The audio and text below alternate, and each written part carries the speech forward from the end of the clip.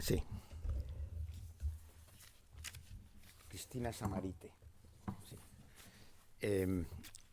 Enrico Ghiori, where is Enrico? Enrico, sí. And dos personas van a intervenir online. Y voy a presentar primero a Katy Faust porque tenía urgencia de esto. Vamos un poquito con retraso, ¿eh? Entonces, no sé si se puede conectar con Katy Faust.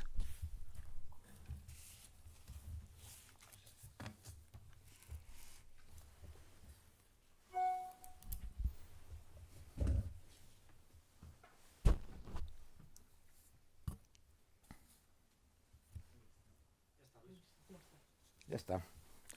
Can you hear me? Hello, Katy. It's so good that you could take part in our seminar. Muy buenas tardes, Katy. Estamos encantados de tenerte aquí con nosotros y de que participes en nuestro seminario. Es una organización sin fines de lucro y un movimiento internacional centrado en la defensa de los derechos de los niños. Su trabajo se orienta especialmente a promover lo que plantea como el derecho de todo niño a crecer con una madre y un padre, y a presentar el matrimonio y la familia como cuestiones de justicia para la infancia. Es una conferenciante internacional y participa activamente en el debate público, publicando y testificando con frecuencia sobre temas sociales y culturales, incluidos asuntos como las diferencias entre hombres y mujeres y la protección de los niños frente a la mercantilización. Además, ha colaborado en el diseño de la edición para adolescentes de Cana Box, Instituto Witherspoon, un programa que aborda el sexo, el género, el matrimonio y las relaciones desde una perspectiva de la ley natural. Sus artículos han aparecido en medios como Newsweek, USA Today, The Federalist, Public Discourse, World Magazine, The Daily Signal, Washington Examiner, American Mind and American Conservative. Forma parte del Consejo Asesor de la Alliance for Responsible Citizenship. Es autora, junto a Stacey Manning, del libro Criar niños conservadores en una ciudad despierta. Kathy, you have the floor. Thank you. Could you Can you all go hear ahead? me? Thank you. How's the audio? ¿Se me escucha bien? ¿Qué tal el audio? ¿Se escucha bien? Okay, good. How is that? Is that better? ¿Mejor así? Perfect. It's an absolute joy. It's an honor to be able to join you today. Es verdaderamente un honor estar aquí con ustedes en el Seminario Internacional, en este panel sobre la reconstrucción. Y estoy encantada de que se dedique tiempo y atención a este ámbito, especialmente en el contexto de la maternidad. Soy madre de 4 niños maravillosos. Bueno, yo tengo 4, pero debería haber tenido más, porque las cosas mejoran a medida que ellos crecen. Y aunque sea un gran sacrificio al principio, cuando los niños son pequeños, existe una cosecha y una recompensa a largo plazo. Mi vida es tremendamente rica y, por supuesto, por el trabajo que estoy haciendo en el mundo, pero principalmente por la relación que yo tengo con mis hijos, con mis 4 hijos, 3 hijos biológicos y un hijo adoptado. Todos ellos son muy distintos los unos de los otros. Sus vidas están avanzando y tomando direcciones completamente distintas, pero la conexión que tenemos los unos con los otros, la manera en la que enriquece mi vida y la de mi marido, no es algo que nunca se puede obtener, no es algo que se puede obtener de una carrera profesional. Soy activista de niños y probablemente aquí hay académicos en esta reunión y quizás feministas, defensores de la importancia de la mujer. Y yo defiendo a los niños en nombre de los niños. Y cuando veo el coste de la fragmentación de la maternidad, de lo que estoy hablando aquí principalmente es cómo las tecnologías reproductivas, especialmente la maternidad subrogada, especialmente, han fragmentado literalmente la maternidad. Y si yo les pregunto, ¿quién es tu madre y cómo lo sabes? Cuando les hago esa pregunta me dan muchas respuestas distintas. Dicen cosas como, ella es la mujer que me crió. O dicen, bueno, yo tengo mi herencia italiana de mi madre. O me dicen, bueno, es la que me trajo al mundo. O me dicen, es quien me escucha cuando la que me escuchó cuando tuve mi primera ruptura sentimental a los 13 años, o responden, es aquella de la que he heredado estos ojos verdes, es quien me cuidó cuando era pequeña. Todos estos aspectos de la maternidad son importantes para los niños, todos y cada uno de ellos, todas y cada una de esas características es lo que las mujeres les dan a las madres, les dan a los niños. Es decir, yo critico las tecnologías que desintegran a las madres en nombre del interés del adulto o del deseo del adulto. Hemos visto estos tres aspectos distintos rotos que merecen los niños. Cuando yo hablo de la maternidad subrogada,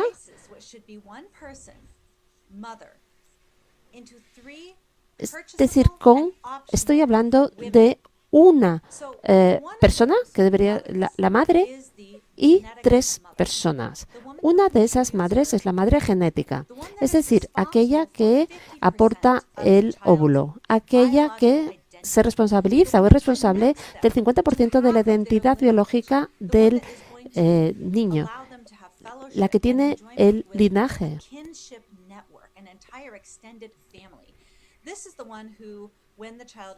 Esa es la madre que cuando el niño crece, se ve en el espejo, dice, me parezco a mi madre, o a lo mejor me parezco a mi abuelo o a mi abuela. Eso es algo muy enriquecedor para los niños. Todos nosotros como adultos vemos a los hijos a los que hemos dado luz y vemos que se parecen a nosotros. Esa semejanza genética también resulta de importancia para los niños. La maternidad subrogada separa esa madre genética, hace que la madre pase a ser un bien de consumo.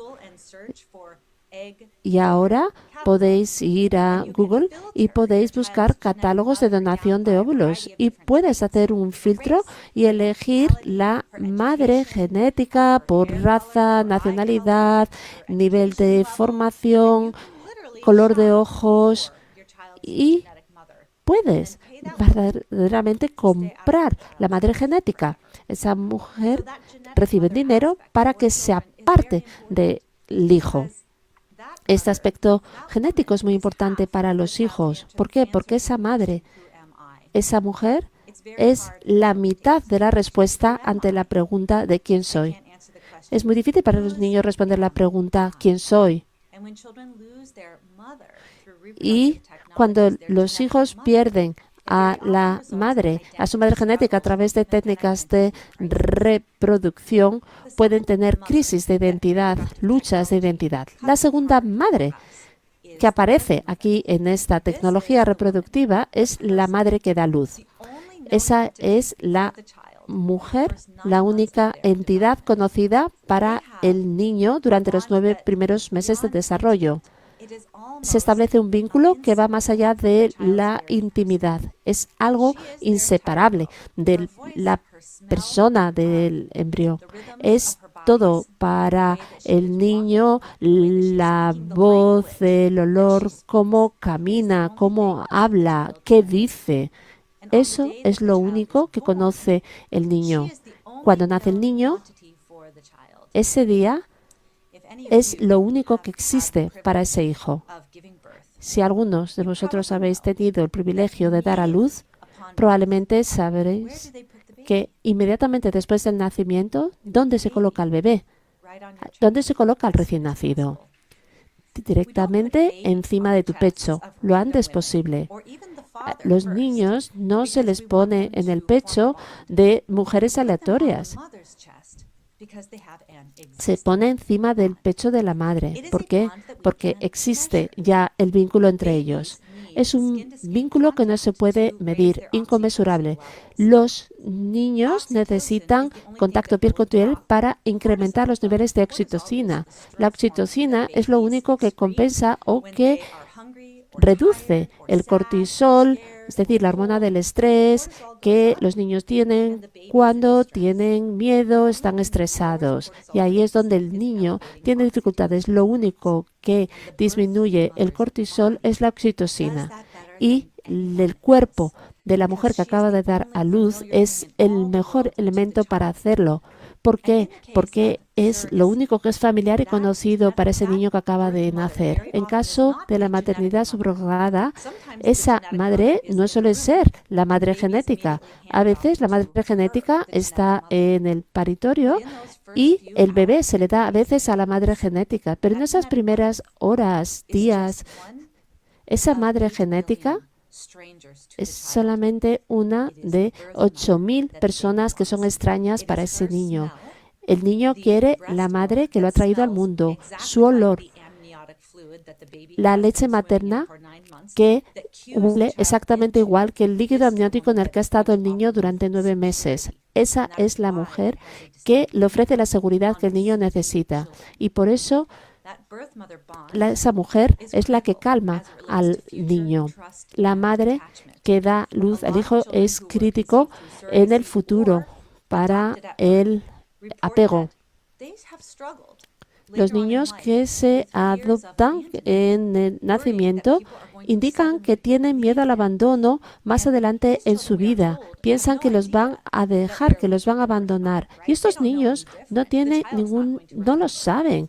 No saben que están perdiendo a la madre que los trajo al mundo, pero sí lo saben. Eso es un vínculo primario. Esa es la única relación que han tenido. Así que los niños también necesitan a la madre gestante. Tenemos una tercera madre, que es la madre social. Es la madre que da amor maternal diario. La interacción con los hijos, esa interacción que es completamente distinta de cualquier otro tipo de interacción o la que procede del padre.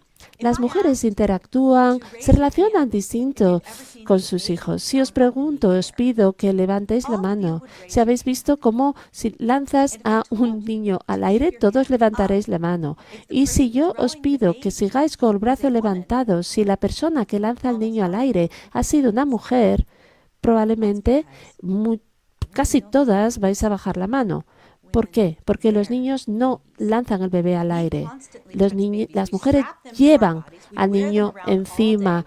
Lo tocamos completamente, nos los atamos alrededor del cuerpo, nos los llevamos encima cuando estamos cocinando, limpiando la casa. Las madres fomentan el apego durante la interacción. Y los padres fomentan la separación porque animan al niño a asumir riesgos, también a jugar y a atreverse a hacer cosas más peligrosas. Los padres fomentan la separación y la madre la pega. Es decir, esa madre social les habla a los niños de manera distinta como les hablan los padres. Simplifica el lenguaje, le habla al niño de manera que el niño entienda casi todo lo que le dice la madre. Y los padres hablan a sus hijos como hablan a todo el mundo. Muchos niños no saben lo que les está diciendo el padre, pero bueno, también impulsa a los niños a desarrollar su cognición.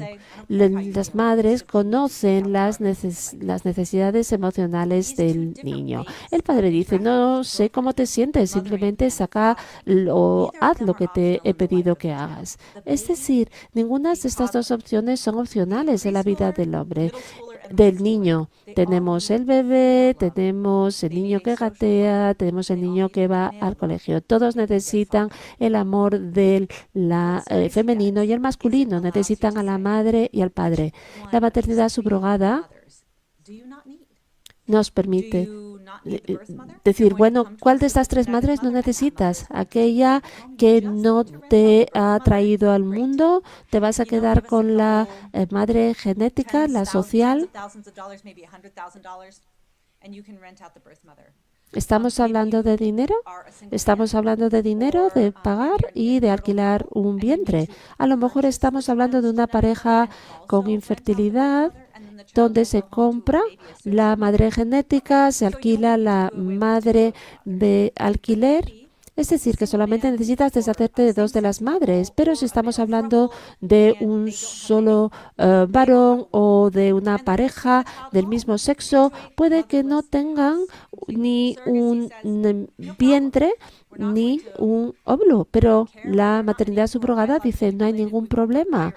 No importa si están relacionados biológicamente o no, simplemente con tal de que podáis pagar para comprar la madre genética, alquilar la de alquilar, os podéis llevar al niño de privado o sin amor maternal el resto de su vida. Aquí estamos hablando de la fragmentación de la maternidad. Las tecnologías modernas nos han permitido hacer lo que ha sido imposible en la humanidad, es decir, la creación de niños sin madre. Así que todos tenemos que entender de una vez por todas que los riesgos de estas tecnologías para con los niños, con independencia de que si las personas que se llevan niño a casa tienen relación genética o no, si es un hombre o una mujer, si están casados o no. La maternidad subrogada fracciona la maternidad y les quita a los niños algo que necesitan. Bueno, finalizo aquí porque sé que hay estupendos ponentes aquí en esta mesa redonda y estoy deseosa de escuchar las presentaciones. Muchas gracias. Thank you very much, Katy. Thank you very much for a wonderful intervention. Muchísimas gracias, Katy, por tu estupenda presentación. Muchísimas gracias a ustedes por darme la oportunidad de estar aquí. Hello, Valerie. I remember meeting you in Frascati twice and in New York City. Muy buenas tardes, Valerie. Me acuerdo nuestros 2 últimos encuentros en la ciudad de Nueva York. Valerie Huber es la fundadora y presidenta de The Institute for Women's Health. Desde esta institución impulsa las prioridades de la salud global de las mujeres, con el objeto de empoderarlas para que prosperen y alcancen resultados óptimos de salud desde sus primeros 1000 días y a lo largo de todas las etapas de su vida. A lo largo de su trayectoria ha trabajado en políticas públicas de salud en el Departamento de Salud y Servicios Humanos de los Estados Unidos, donde desempeñó distintos cargos de responsabilidad, entre ellos el de subsecretaria adjunta interina para Asuntos de Población y el de asesora principal de políticas y jefa de gabinete del subsecretario de Salud, abordando especialmente cuestiones relacionadas con la salud de mujeres y adolescentes. Durante la administración Trump fue nombrada la primera representante especial de Estados Unidos para la salud global de las mujeres. En este puesto estuvo autorizada a sentar las bases de la Declaración de Consenso de Ginebra, una coalición internacional pionera de 40 naciones comprometidas en mejorar la salud de las mujeres, fortalecer a las familias y afirmar que no existe un derecho internacional al aborto y proteger el derecho soberano de las naciones a gobernar libres del colonialismo ideológico. Valerie Huber mantiene un compromiso firme con la salud y el bienestar de las mujeres y con la defensa de la vida. You have the floor, Valerie.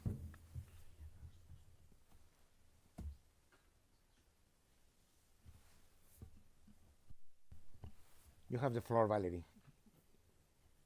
You can go ahead. Adelante, Valerie, tienes la palabra. Muy buenas tardes. ¿Llega bien el sonido? ¿Se oye bien? Muchísimas gracias por hacerme partícipe de esta sesión de cierre. Lamento verdaderamente no poder estar con ustedes en España. He tenido un problema de última hora que no ha hecho posible estar con ustedes en persona. Afortunadamente puedo estar con ustedes online. Como representante especial de la salud global de las mujeres en aquel entonces y ahora como presidenta del Instituto de la Salud de las Mujeres en Washington, nosotros hemos venido trabajando con gobiernos en distintos lugares del mundo sobre políticas que mejoran los resultados de salud de las mujeres y fortalecen a las familias. Hoy quiero compartir con ustedes lo que hemos aprendido de los distintos países con los que hemos trabajado y que eligen el progreso frente al declive. Estoy segura que a lo largo del día se ha hablado de las consecuencias humanas de la maternidad fracturada. La persona Katie que me precedió en el uso de la palabra, ha hecho un gran trabajo a la hora de desglosar cómo es la maternidad subrogada. También quiero dejar claras una serie de consecuencias adicionales. La infertilidad involuntaria. Aquí en Estados Unidos, la tasa de natalidad acaba de alcanzar un mínimo histórico. Es ligeramente superior a 1,5 hijos por mujer, muy por debajo de los 2,1 necesarios para mantener la población. Aproximadamente la mitad de las mujeres llegan a los 30 años sin hijos y casi la mitad de las mujeres nunca serán madres, a menudo no por elección propia, sino porque no sabían que la ventana de fertilidad era real. Es una estrategia que veo de manera repetida. Las mujeres pasan por la década de los 20 sin saber que la fertilidad disminuye significativamente después de los 30 y cae en picado después de los 35. Lo que suponía que iba a ser solamente unos años más se convierte en algo permanente. ¿Por qué? Porque no tiene la información necesaria. Cuando la sociedad les dice a las mujeres que lo pueden tener todo en cualquier momento de su vida, no estamos ampliando sus opciones, sino que se las estamos robando. ¿Por qué? Porque les estamos ocultando la verdad biológica. Esa es la primera cuestión. La segunda cuestión es la soledad y la alienación. La cultura les dice a las mujeres que la maternidad les destruirá sus sueños. También a los hombres se les dice que ellos son irrelevantes. De esta manera, los jóvenes retrasan tanto las relaciones que les cuesta trabajo tomar una decisión y las líneas familiares que se prolongaban durante generaciones directamente se extinguen. Y esto no es un problema exclusivo de Estados Unidos. España y muchos otros lugares del mundo se enfrentan a problemas tan acuciantes, incluso en África. Por ejemplo, el país de Mauricio pasó de 6,03 hijos por mujer en la década de los 50 a 1,222 hijos por mujer en la actualidad, lo cual implica una disminución del 80%. El tercer elemento son las investigaciones. Puede que ya se haya hablado de esta cuestión hoy en este seminario. Es que las investigaciones demuestran, Katie también lo ha demostrado, que los niños de las familias con dos padres obtienen muchos buenos resultados o mejores resultados académicos y de comportamiento que sus compañeros. Las parejas casadas acumulan más riqueza, viven más tiempo y se declaran ser más felices. Sin embargo, socavamos sistemáticamente estas relaciones con falsas dicotomías. Mujeres frente a hijos, carrera profesional frente a familia, libertad frente a fertilidad. Ahora, bien, estamos en la diapositiva 3. El hecho es que cuando hablamos de políticas y de programas gubernamentales, esto no es suficiente. Los programas gubernamentales no son suficientes. Más del 50% de los países del mundo se encuentran por debajo de la tasa de reemplazo. Muchos de esos países han reconocido la crisis demográfica que soportan. Yo lo he venido sabiendo desde hace mucho tiempo, pero ahora esta es una cuestión muy mediática. Esperemos ver cambios pronto en política y más allá de la política. Y la mayoría de estos gobiernos han intentado aplicar políticas correctivas, tales como incentivos financieros, permisos parentales, subsidios para la vivienda, ayudas para el cuidado de los hijos, pero la mayor parte de ellos no han conseguido revertir la tendencia. ¿Por qué? Es así porque los programas gubernamentales por sí solos no pueden superar una cultura que devalúa a la familia. Cuando una sociedad le dice a los jóvenes que la paternidad es una carga, que los hijos limitan su potencial, que el matrimonio está pasado de moda, ningún incentivo económico puede competir con ese mensaje. No se puede sobornar a las personas para que formen familias que se les ha enseñado a temer o a rechazar.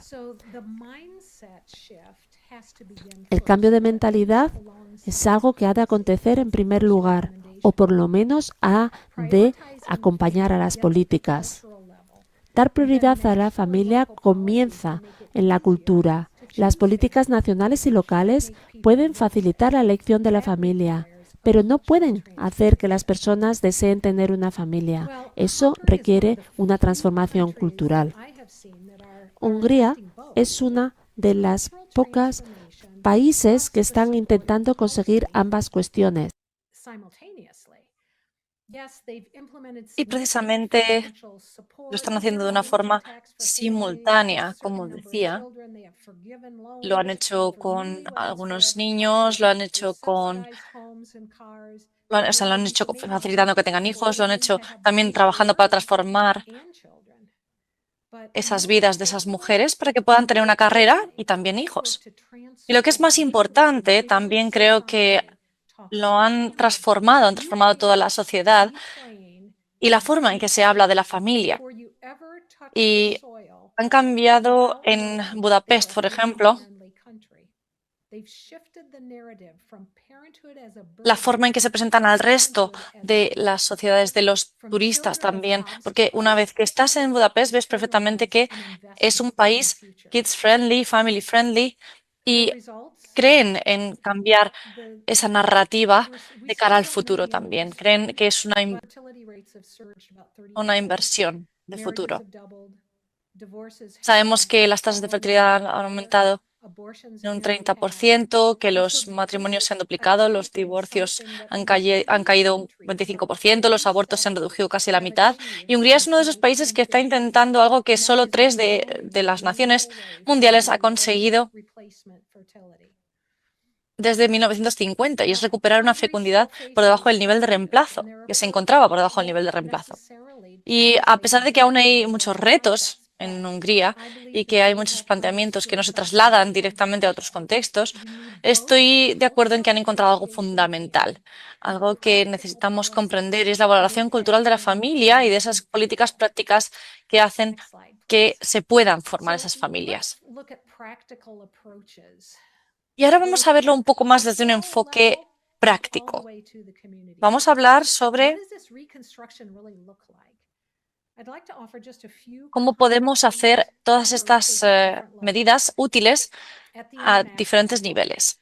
A nivel internacional, por ejemplo, hay mucha presión internacional en todos los países, lo sabemos, lo sabéis todos.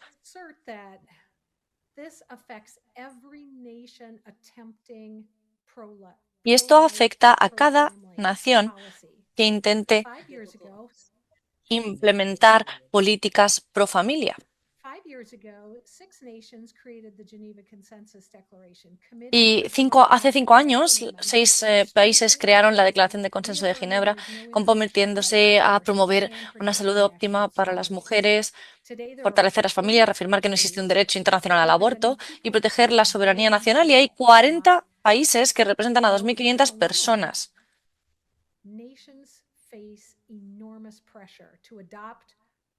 Hoy 40 países representando a esos 2.500 millones de personas son parte de ese consenso. ¿Por qué? Porque por sí solas esas naciones, esos países se enfrentan a muchas presiones para intentar adoptar esas políticas progresistas. Y en 2025 Estados Unidos se reincorporó con el presidente Trump. También en octubre, 50 países se unieron en Washington para celebrar el 5º aniversario de la coalición, con discursos de los subsecretarios de Estado, de Salud, de Servicios Humanos de Estados Unidos, embajadores extranjeros, miembros del Congreso, y también una carta del presidente Trump elogiando ese trabajo. Y esto muestra que hay una declaración política que puede reescribir esa narrativa global sobre las prioridades nacionales y rechazar esas falsas ideologías. Y cuantos más países sean miembros de estas iniciativas, más fuerte se hace esa voz. Y nuestro objetivo es pasar de esos 40 a 80 países en los próximos 3 años. Y si alguno de los países presentes en este seminario no es miembro, por favor, es el momento de empezar esa coalición internacional en este 5.º año. Nadie puede ignorar el cambio en la cultura y en la narrativa global. Entonces, les animo a participar. Y ahora vamos a hablar sobre el nivel cultural. Esta prioridad comienza con esa narración que luego se traslada al ámbito comunitario, familiar, confesional, individual, espiritual. Y lo primero que tenemos que hacer es decirle a los jóvenes la verdad sobre la fertilidad. Esto es fundamental. Como parte de nuestro modelo Protego, nos asociamos con países para crear esos marcos educativos que ofrezcan datos biológicos sobre la importancia de desarrollar relaciones sanas y unos padres y familias comprometidos. Y esto también se puede ampliar gracias a líderes religiosos, a las empresas incluso. Hay que capacitar a los padres, a las familias para hablar sobre todos estos temas difíciles con precisión, con confianza y sin drama, sin dramatismos. Y para ello hemos creado precisamente este marco Protego Thrive, que se adapta a los diferentes contextos. Y hubo uno de los países, por ejemplo, que nos dijeron de parte del gobierno, vino un mensaje bastante sorprendente y bastante desanimador. Y es que ninguna ONG había ofrecido nunca asociación y colaboración sin impulsar el aborto, por ejemplo. Y no podemos olvidar que esta cultura que debemos cambiar está impulsada por mucho dinero, muchas organizaciones internacionales, fundaciones progresistas, otros países que presionan a los países que piensan distinto. Es una especie de guerra y decirle la verdad a las personas de todas las formas posibles puede cambiar esto, puede ayudarnos a cambiar esto. No se trata de presionar ni de presionar a las mujeres para que se conviertan en madres. Se trata de la tragedia de una decisión desinformada, porque muchas veces no saben a lo que se están enfrentando y las parejas necesitan conocer la verdad para que puedan tomar decisiones informadas. Y, en segundo lugar, para desafiar esas falsas narrativas, necesitamos que las universidades, los medios de comunicación, las comunidades religiosas, la sociedad civil contrarreste activamente ese mensaje de que las mujeres deben elegir entre la carrera profesional y la familia. Algunas mujeres de las que han tenido más logros en la historia fueron madres y tenemos que celebrar esas oportunidades. Las mujeres pueden tener todo lo que se merezcan, todas las oportunidades que quieran, incluyendo, sin excluir, la maternidad. Y después también tenemos que mejorar el compromiso, porque la cultura le ha dicho a los hombres que no son importantes en la vida familiar, en la vida de las mujeres, y esto es devastador. Las familias fuertes necesitan padres comprometidos. Tenemos que reconstruir esa idea de paternidad como algo noble, como algo esencial y digno de honor. Vamos a ver un poco más sobre el contexto político, porque los países deberían considerar a las familias como una infraestructura esencial, porque la verdad es que un país se levanta y cae sobre la fuerza de sus familias, de su población. Y parte de la reconstrucción pasa por analizar qué está pasando con las próximas generaciones, cómo podemos determinar esa política fiscal, el permiso parental o los permisos parentales, la flexibilidad laboral y otras inversiones en el futuro. Y por eso nos asociamos con países para usar nuestro modelo Protego y aunamos esfuerzos para encontrar recursos de ámbito nacional en todos los sectores. En Estados Unidos sabemos que, por ejemplo, tenemos el apoyo del Congreso con el One Big Beautiful Bill, esa factura única que aumenta las desgravaciones fiscales para padres con hijos y también, bastante peculiar, ha comenzado una tendencia a crear una cuenta de ahorros para bebés recién nacidos con un depósito de $1,000 y luego los padres pueden añadir todo lo que quieran a esa cuenta sin penalización fiscal. Y sé que hay muchas soluciones creativas como estas, por ejemplo, que pueden ayudar a los padres. Y otras iniciativas pueden darse a nivel local. Vamos a verlas muy brevemente. En algunos casos, por ejemplo, nos encontramos con falsas dicotomías de lo más persistente, como el conflicto teórico entre trabajo y familia, esa falta de conciliación. No puedo decir más claramente cuántas jóvenes pueden creer en muchas ocasiones que tienen que elegir entre el éxito profesional o la familia. Es una mentira, es mentira. Y es una mentira que se parece mucho a la realidad, parece que es cierta, porque muchas veces las políticas lo hacen casi imposible, hacen imposible esa conciliación.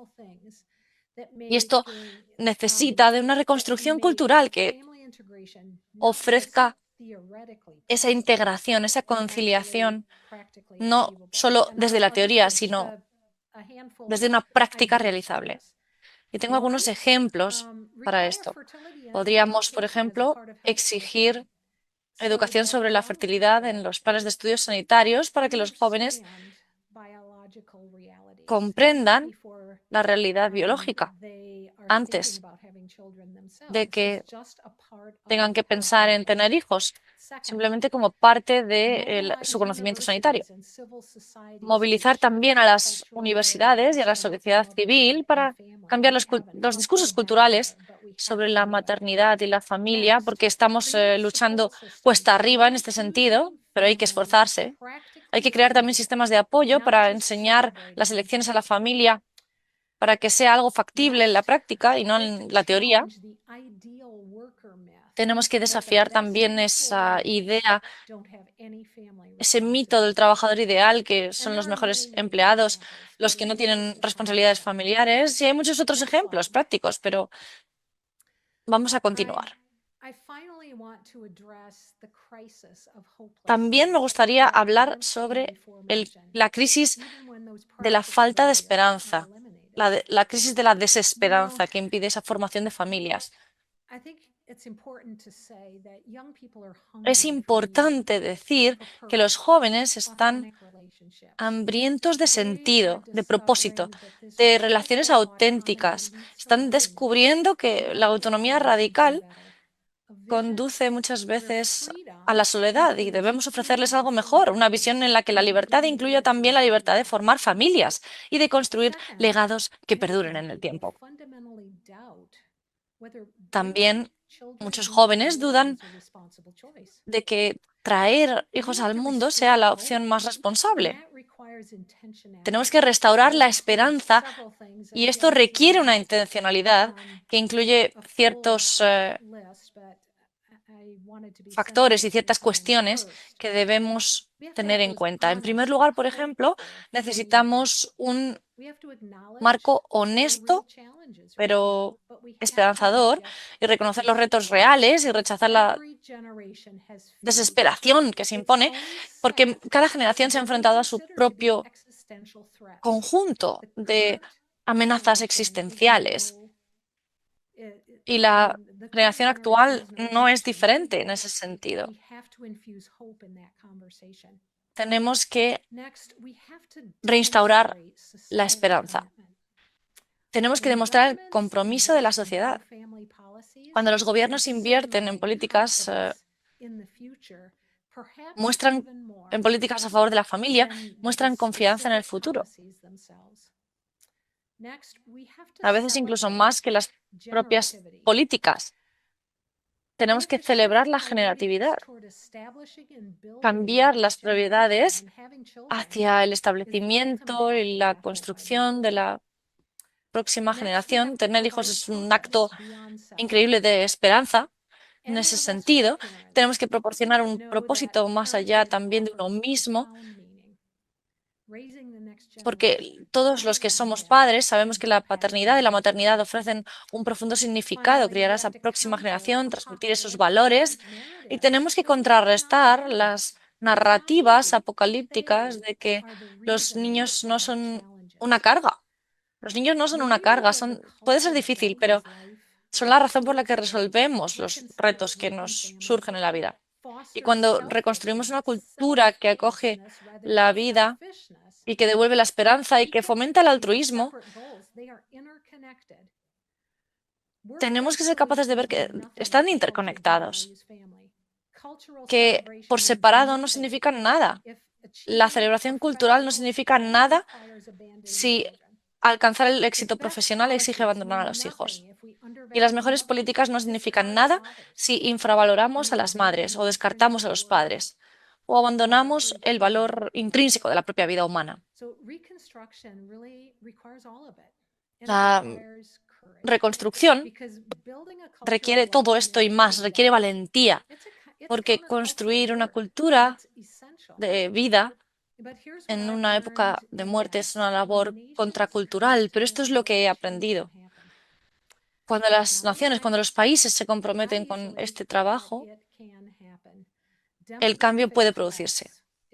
No de la noche a la mañana, no es fácil, pero puede ocurrir. El colapso demográfico no es inevitable, pero es verdad que requiere mucho más que buenas intenciones. Requiere una transformación integral, requiere cambios culturales, prácticos, nacionales, locales, institucionales, individuales y que todos trabajemos juntos.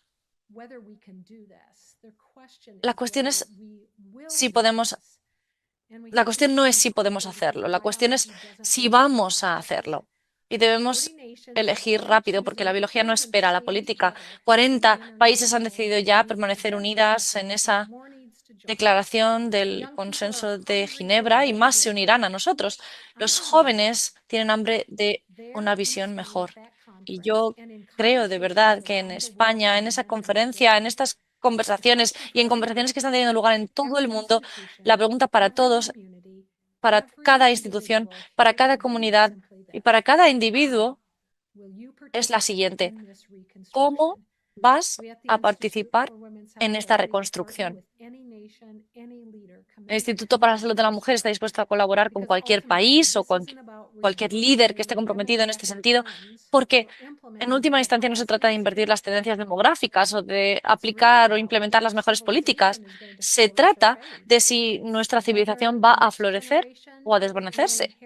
Se trata de saber si la próxima generación heredará una cultura que les acoja, que les apoye y que les dé motivos para creer, para tener esperanza. La decisión es nuestra y el momento es ahora. Este seminario es un ejemplo de ello. Gracias. Gracias a todos.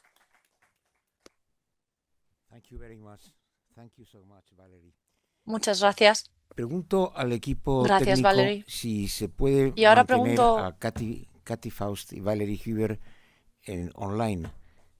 ¿Es posible? Vale. Pues pasamos a continuación a las demás personas que van a intervenir. Cristina Samarite Sakaviciene es la viceministra de Justicia de Lituania, bajo la ministra Rita Tamasuniene. Con una cartera centrada en derecho civil, procesal y administrativo, así como en mediación, política forense y el desarrollo del sistema legal nacional de Lituania. Su trayectoria combina experiencia parlamentaria, administrativa y de gestión institucional.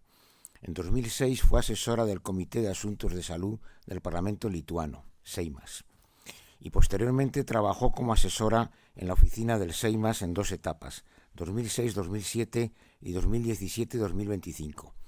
Entre 2007 y 2017 ejerció como inspectora de buenas prácticas clínicas en el Servicio Estatal de Control de los Medicamentos, dependiente del Ministerio de Salud. En el ámbito académico institucional fue directora del Instituto de Ética y Derecho Biomédico entre 2013 y 2016, y más tarde dirigió el Instituto de la Sociedad Libre, Free Society Institute, entre 2016 y 2020. Además, ha formado parte del Consejo de Administración de una organización de defensa que promueve valores arraigados en la doctrina social católica. En 2025 participó como ponente en el Justice Leaders Forum de la OCDE, celebrado en Madrid. You have the floor. Thank you, Luis, for introduction. I wanted to ask, could you Gracias, please my Luis, por esta slides on? maravillosa introducción, esta Push maravillosa my presentación. Y no sé si podemos tener las diapositivas en pantalla.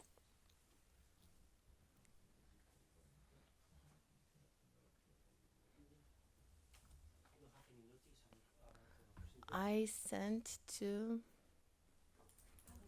Paloma, yes, and she said that everything is all right. So, Sí, creo que hablé con Paloma y que so estaba let's todo start without bien. the slides, but I thought Vamos a that some empezar of them sin would be las interesting to you. diapositivas, pero a ver si pueden aparecer en algún momento. Great honor for me to be here. Es un gran honor para mí estar aquí To the organizers y estoy muy for agradecida the a los organizadores por la invitación, also to por the la speakers hospitalidad for demostrada y también a todos los panelistas, por supuesto, por estas maravillosas opiniones y visiones que han compartido. Creo que many good things are already told. tengo que enfatizar Special thanks en goes que algunas han dicho prácticamente todo lo que yo voy a decir también, pero también es cierto que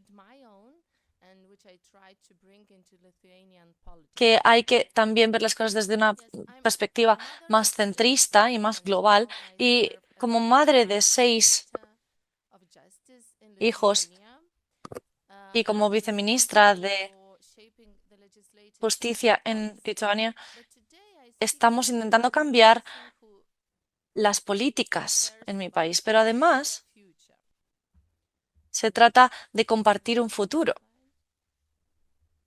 ¿Hemos encontrado las diapositivas? Fantástico.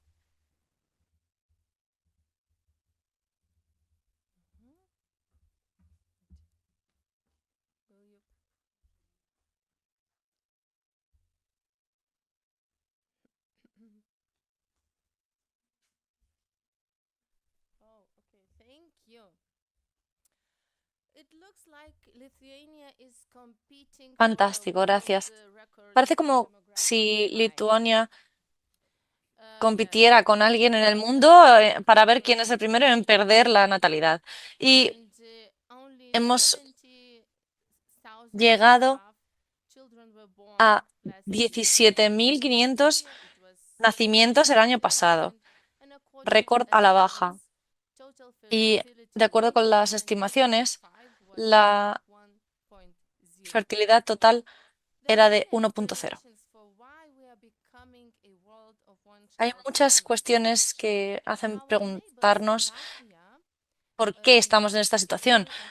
Nuestros vecinos, por ejemplo, en Letonia, realizaron un estudio muy interesante y preguntaron a estudiantes de universidad sobre sus prioridades en 2004 y en 2022. Y los resultados son muy claros. En 2004, los niños, tener niños y la familia estaban entre sus 3 primeras prioridades, y después de este periodo ha caído hasta el número 22. Todos vemos que la familia y los niños no son la inspiración o la aspiración vital de los jóvenes. Ya no lo es. Y el problema de la demografía nos lleva a una pregunta también. ¿Qué consideramos una vida con sentido? Y para responder a esto, tenemos que mirar a la perspectiva de qué pasa cuando escogemos un camino totalmente distinto. Como economista y madre de 8, Catherine Pakaluk también realizó un estudio en el que investigaba por qué algunas mujeres escogen tener muchos hijos, incluso aunque tengan buenas oportunidades de trabajo. Pakaluk habló con mujeres de más de 5 hijos en Estados Unidos y su conclusión fue que el coste de los niños no se trata del dinero. Esas mujeres entendían que el coste es el tiempo, la libertad de escoger les cuesta escoger en sus carreras y a veces incluso la desaprobación del resto del mundo. Y entrevistó a algunas de estas madres y algunas mujeres decían que estaban desesperadas por tener más tiempo, pero también querían seguir teniendo hijos porque tenían y les había ofrecido una mayor felicidad y una mayor fe y también la posibilidad de encontrarse a sí mismas. Y así es como esa familia se convertía en una gran familia con una F mayúscula y el significado se convirtió no en algo abstracto, sino en algo vital, en una experiencia vital. ¿Y qué podría animar a las mujeres a reconocer esa belleza, la belleza de la maternidad y a entrar en esa increíble aventura? Pues como ya hemos mencionado, podemos ver aquí distintos estudios que han demostrado que las medidas fiscales y pro natalidad no han tenido unos grandes efectos en la mayoría de los casos. Una de las razones para esos resultados inconclusos son la evidencia que nos muestra que también importa lo que nos están pidiendo y que la fertilidad se encuentra a la baja y que esas políticas son importantes porque hacen que la vida de las familias sea más fácil, pero no pueden crear ese deseo de tener hijos. Y a la hora de examinar las influencias de la fertilidad, se exploraba también el factor religioso en su deseo, en el deseo de esas parejas de tener hijos. Y se demostró que ese fundamentalismo religioso es consistentemente relacionado con tasas de fertilidad más altas y es posible que esto ocurre también en creyentes que son moderados, digamos. Y no es una sorpresa que todas las madres o casi todas las madres de más de 5 hijos crean esto, a pesar de que en América, por ejemplo, pues se escogió una muestra de población bastante amplia, se veía claramente esta tendencia en esas madres de familias numerosas. Y es que no hay que imponer las creencias religiosas, obviamente, sino que hay que intentar implementar ese sentimiento de propósito como una precondición para el valor demográfico, para la valentía demográfica, porque nada puede declinar la balanza, solo el amor que sale de nosotros mismos, de nuestra pareja, de Dios y de los hijos que tenemos. Ese amor es lo que nos mueve. No, las políticas solo pueden cambiar las condiciones en las que lo hacemos, pero no pueden cambiar ese deseo o esa generación de esa necesidad en nosotros, ese sentimiento, ese sentido. Y en este punto me gustaría mostrar también una valoración centrada en los marcos para renovar esa esperanza. En primer lugar, sería respetar esas creencias religiosas, porque en muchos casos los gobiernos reconocen que las religiones, como son comunidades que revelan el sentido de la vida, para aquellos que buscan algo más allá de sí mismos y ayudan a las familias a la hora de sacrificarse por sus hijos. Y respetar la libertad de religión también es algo que necesitemos hacer para renovar esa esperanza. Y tiene que estar protegida por las constituciones en cada país. Y sin embargo, en algunos casos nos encontramos con marcos antidiscriminación que se muestran insuficientes a la hora de proteger ese respeto a las religiones. Otro factor importante es proteger a los padres. Los padres tienen un deber de cuidar y de educar y criar a sus hijos. Pero algunos enfoques contemporáneos arriesgan perder ese derecho, esa necesidad ante una autoridad gubernamental demasiado fuerte. ¿Y quién quiere considerarse productor de niños para el Estado? Pues nadie. Entonces, para resumirlo, cuando los padres se encuentran en una situación segura, encuentran también que tienen más oportunidades para cumplir estos anhelos. Y hemos hablado sobre la crisis de la maternidad y sabemos que esto también hace que tengamos que movernos más allá de la individualidad. Tenemos que movernos hacia la familia como una unidad. No se pueden realizar estos cambios en aislamiento. Tenemos que llegar al punto en el que nos reforcemos unos a otros y las madres y los niños puedan crecer junto a un hombre que actúa como padre y como marido. La diferenciación también es importante e implica que las fronteras y los límites existen también entre las familias en cuanto a la cohabitación. Y es que todos somos iguales ante los derechos humanos y necesitamos tratar las situaciones iguales de forma igual y las situaciones diferentes de formas diferentes. Y es que los estados que se enfrentan a esa demografía en declive deberían tratar a esas familias de una forma suficientemente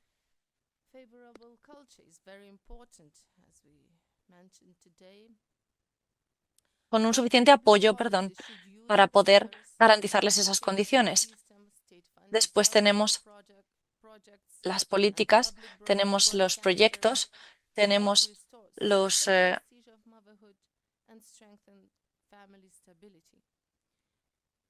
cuestiones tipo medidas que se implementan para respetar esos compromisos maritales también, no implicar que el matrimonio es lo contrario de la libertad, por ejemplo. Se trata de una decisión madurada y que ofrece la esperanza y la capacidad de crecer y florecer a sus miembros, a esos cónyuges. Y esto también instaura las condiciones ideales para que se den familias más grandes. Y nuestra cultura se encuentra en ese punto en el que no podemos crecer sin sacrificar algo.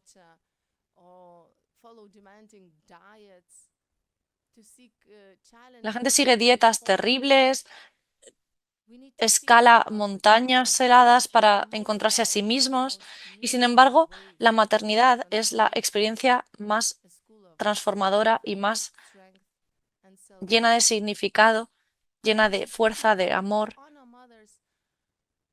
Es un don y deberíamos ofrecer a esas madres ese honor, un honor mucho mayor que el que, por ejemplo, se llevan a veces los gobernadores, los creadores de políticas, los legisladores o los académicos.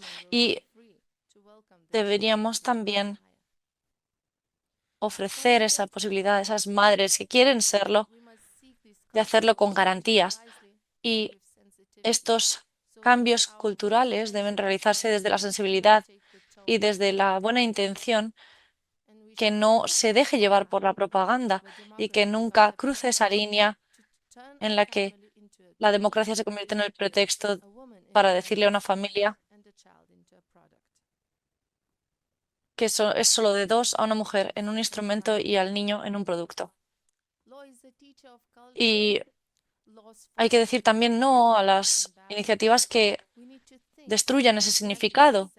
Necesitamos pensar en el mensaje que estamos mandando, que estamos ofreciendo. En mi propio país ha pasado muchas veces en los estados occidentales. Nos sentimos presionados para aceptar que en las familias no existen esas diferencias sexuales, que esos papeles están mal, el de madre, padre, hombre, mujer, y se dice que únicamente se trata de los deseos de esos adultos y no entran los niños en la ecuación, no se habla de esos niños. Y esto implica que tomamos decisiones y direcciones opuestas a las que protegerían esa vida humana desde el principio y que garantizarían esa calidad, esa ayuda de calidad para garantizar las posibilidades de esas mujeres y de sus embarazos deseados. Y finalmente, una última nota personal. Mi familia ha visitado España ya en 5 ocasiones. Esta es una fotografía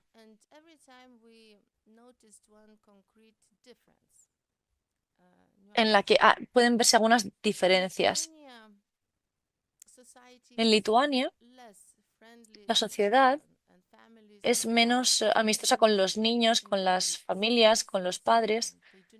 Por ejemplo, en lugares públicos no tienen ese apoyo o esa ayuda que necesitarían. Así que cuando veo a una madre joven con un bebé, normalmente intento acercarme y decir algo agradable, algo amable, y le digo que casi la envidio porque echo de menos tener a esos bebés en casa. Tengo 6 y tendría uno más, la verdad. Y normalmente es algo que reciben con sorpresa y me dicen, ¿cómo lo consigues? ¿Cómo puedes hacerlo? Pues es cansado, sí, por supuesto, y puede ser complicado, pero también es una felicidad increíble porque cada bebé, cada niño es un tesoro. Y debo confesar que secretamente espero que eso deje una marca, porque en mi experiencia yo sé que la felicidad de una familia grande puede ser inspiradora y puede diseminarse. Muchísimas gracias. Gracias.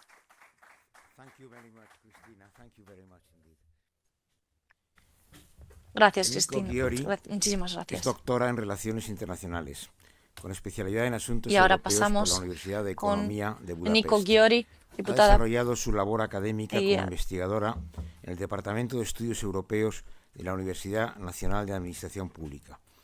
Cuenta con una amplia trayectoria en diplomacia y política europea.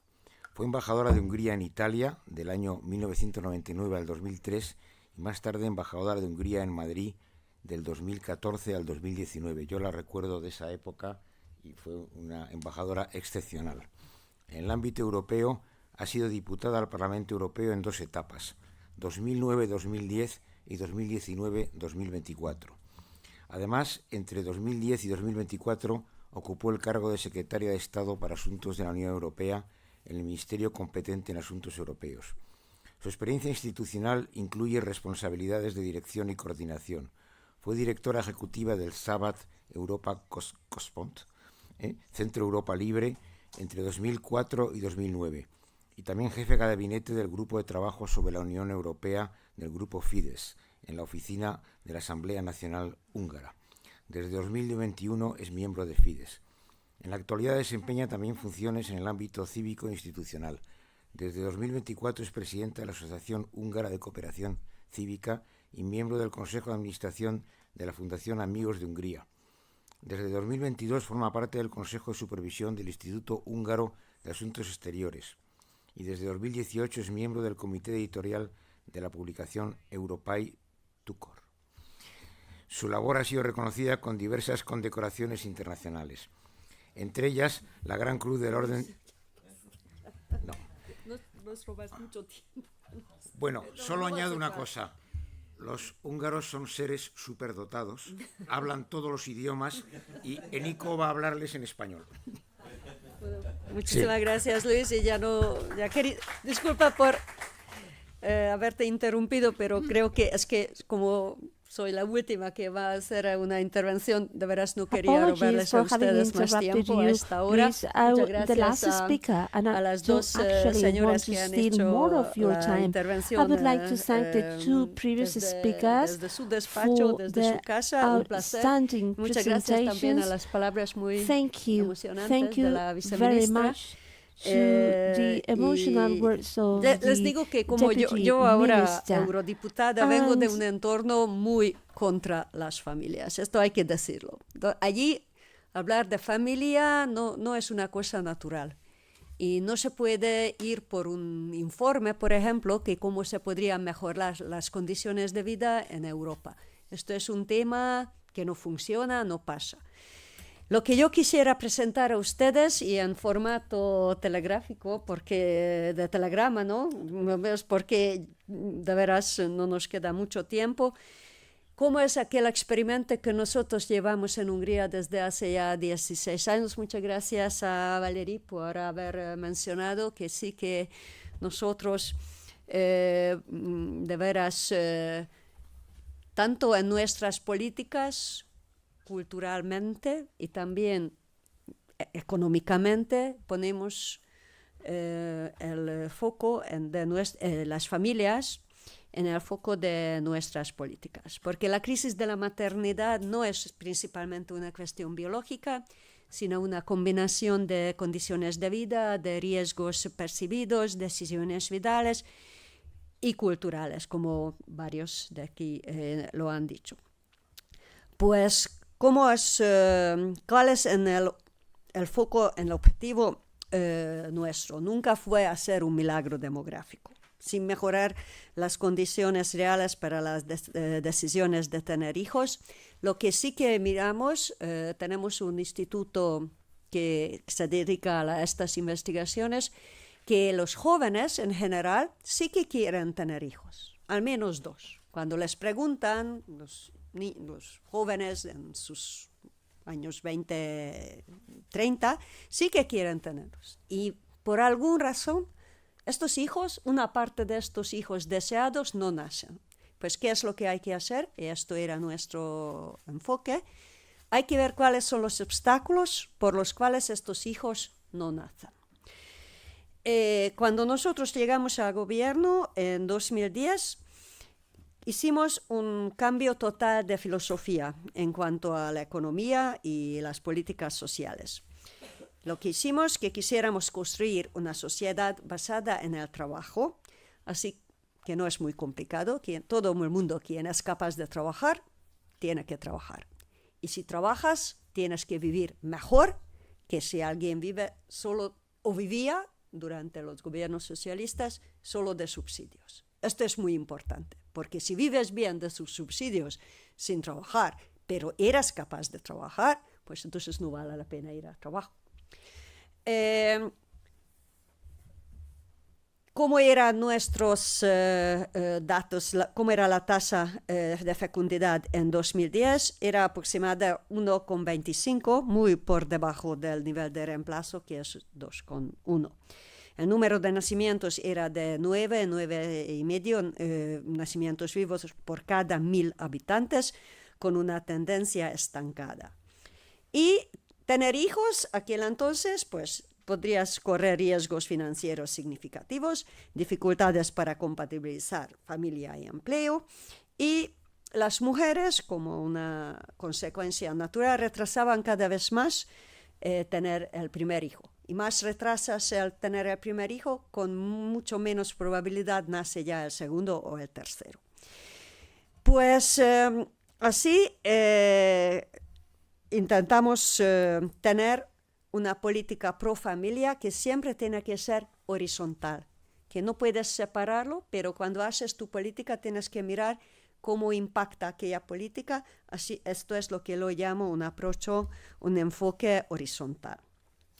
¿Cuáles son los principios básicos? Pues los subsidios están vinculados al trabajo.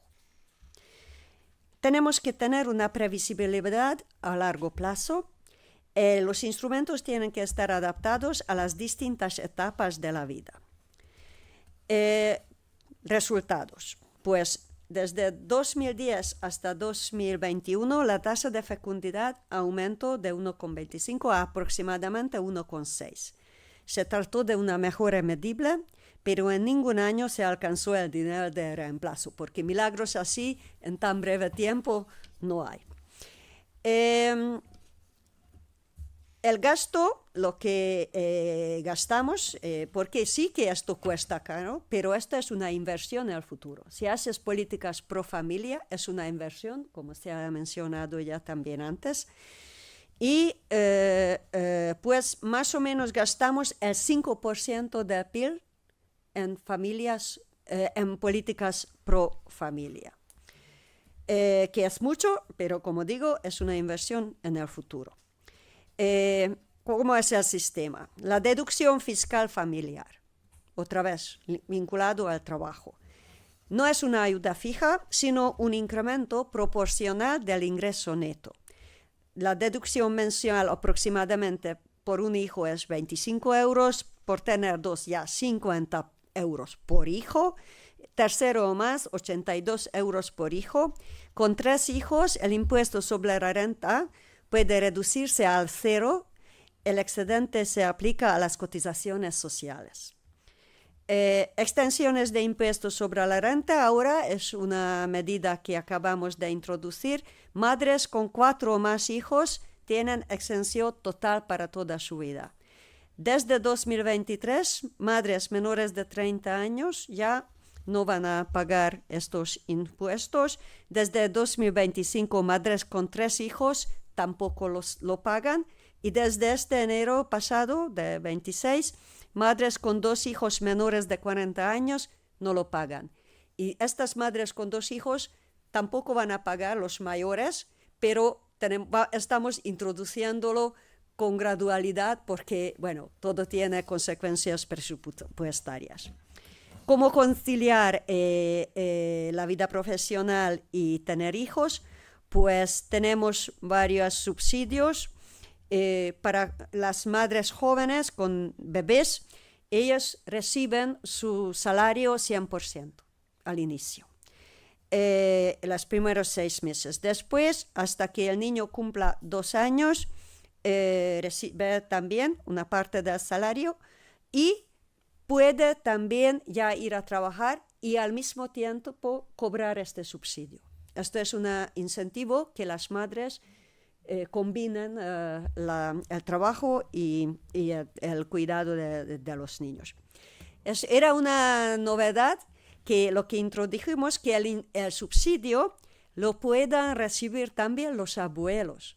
Si la madre decide regresar al trabajo, el abuelo o la abuela puede quedarse en casa y recibir este mismo subsidio. Otro tema muy importante en Hungría, pero creo que por todas partes, incluso España, es la vivienda y la infraestructura institucional. Pues las ayudas a la vivienda constituyen un pilar específico.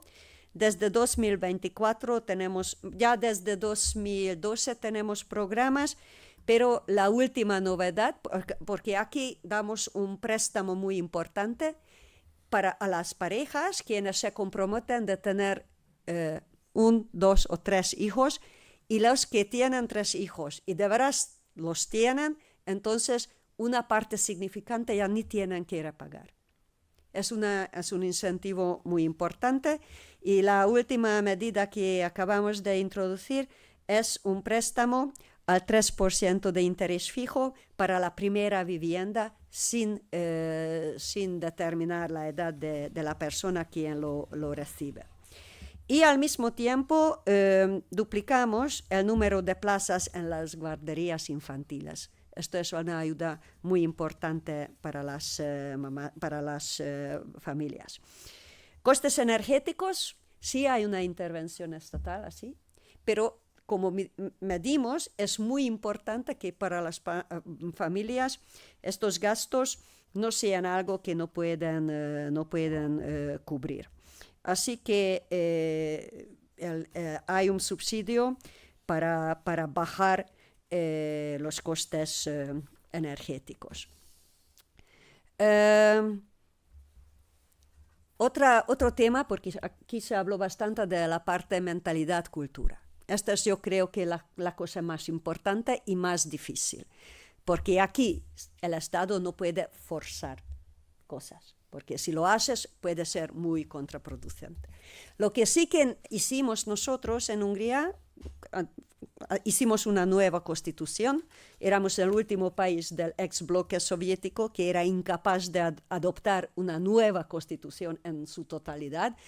Modificamos unas pequeñas partes, pero en 2012 sí que lo alcanzamos, donde pusimos que cosas muy revolucionarias como un matrimonio es entre hombre y mujer. Y hoy en día esto es algo no es muy habitual.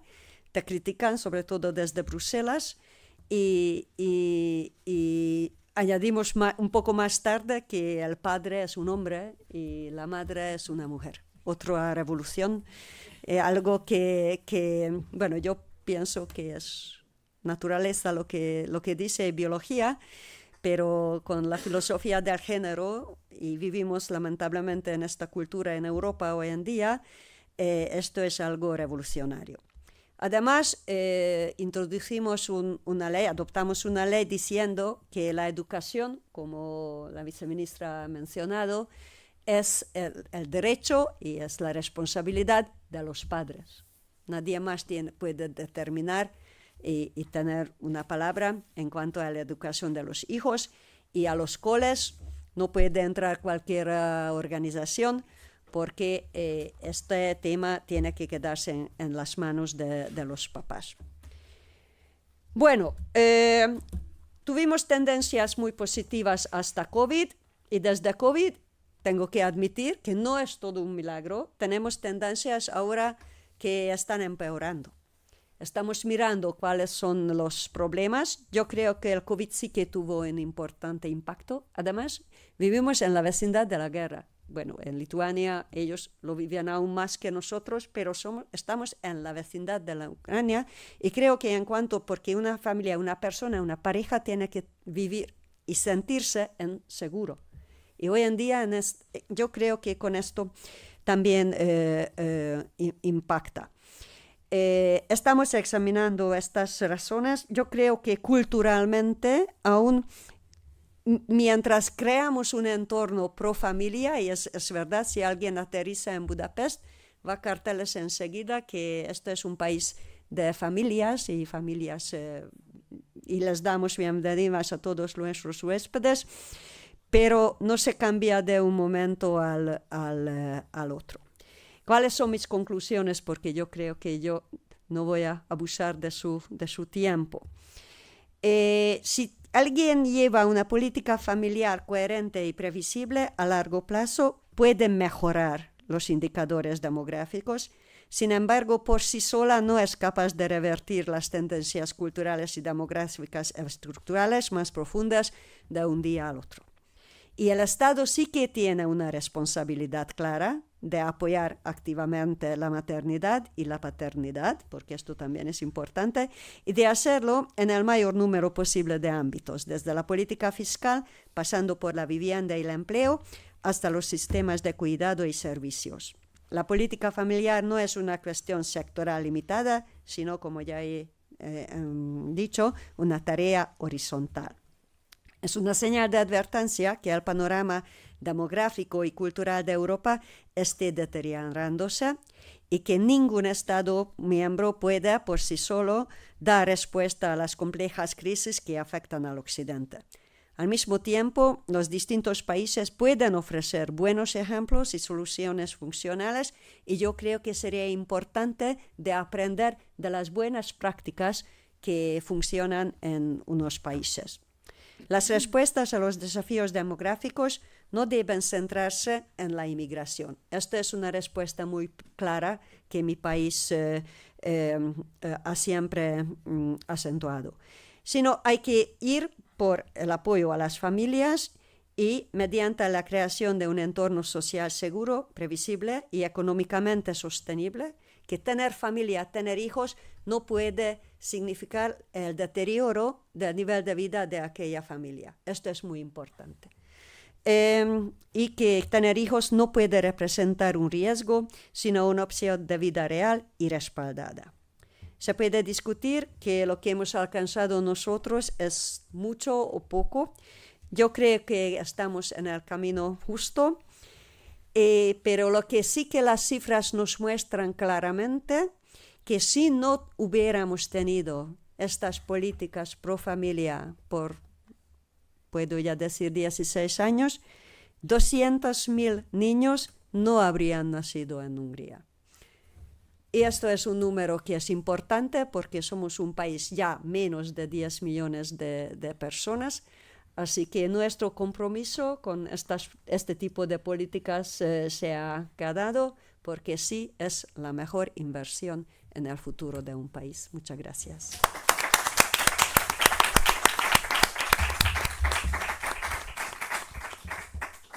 Muchas gracias, Eniko. Ahora abrimos un turno de preguntas a las personas que quieran intervenir y les ruego que se dirijan o a Eniko o a Cristina o a Valerie. Kate is missing. Sí. ¿El aborto en Hungría está permitido? Sí, está permitido, pero no lo promovemos. No lo fomentamos. Pero lo que pasa es que en la Constitución lo que se dice que la vida se protege desde la concepción.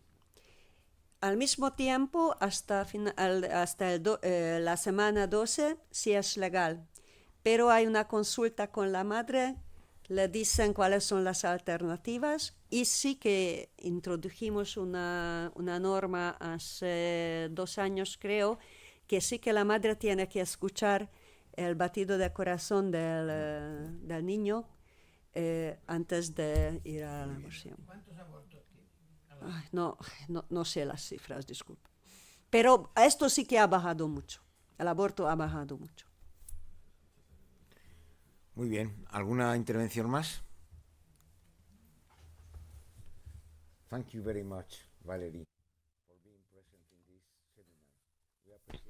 Muchísimas gracias, Valerie, por tu presencia. Bueno, me corresponde hacer un pequeño resumen de las intervenciones. A mí me parece que por encima de la niebla de la ideología de género, de la minusvaloración de la maternidad y de la familia, todos empezamos a percibir que muchas cosas están cambiando, especialmente en los jóvenes, es decir, en el futuro. La valoración de la familia, la búsqueda de la trascendencia y la religión, el hastío del individualismo egoísta, el rechazo a la mercantilización del cuerpo, del que habló Benigno Blanco. Estamos en un mundo en que se dan circunstancias inimaginables hace 50 años. Por ejemplo, China, que está camino de intentar convertirse en la primera economía del mundo, pero no sé si conocéis que el 20% de los jóvenes chinos no va a encontrar mujer por los abortos selectivos que se han producido en la política del hijo único. Por otra parte, hay un recelo a que el Islam, pues a través de esa política de natalidad fuerte que tienen las familias musulmanas, pues domine Europa. Bueno, yo creo que el Islam, sobre todo el islamismo radical, comete un error tremendo. Prescinde del 50% de la sociedad, las mujeres que son las más inteligentes, las más valerosas, las más comprometidas, como se ha visto aquí en las personas que han participado en este acto. En Occidente se ven más perros antes llamados más mascotas antes llamados perros que niños y es una tragedia. Pero todo esto lo podemos revertir, es decir, no basta con políticas públicas de apoyo a la familia. Hay que promover poco a poco un cambio social y cultural, empezando por decir la verdad a los jóvenes. Y finalmente hay que seguir adelante siempre con esperanza.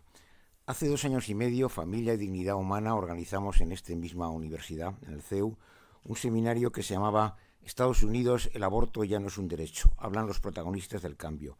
Trajimos presencialmente o también online personas, juristas, políticos, gente de los medios de comunicación. Y a mí lo que se me quedó como base fundamental de ese seminario, después de una batalla de 50 años que tuvieron que dar, es never give up, nunca te rindas, nunca te rindas. Y eso es plenamente válido para la defensa y el reconocimiento de la maternidad y la familia. Muchas gracias a todos. Se levanta la sesión. ¿Me permites una frase? Claro.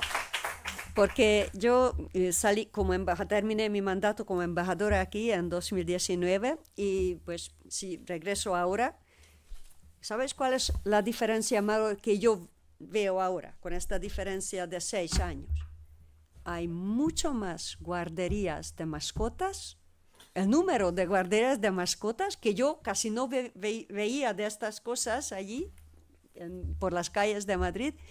Pero el número de guarderías de niños no veo que haya crecido. Pero ojalá un día, cuando vuelvo en España, vea una tendencia al revés. Muchas gracias. Muchas gracias a todos. Thank you very much, Valerie. Thank you very much. Muchísimas gracias, Valerie.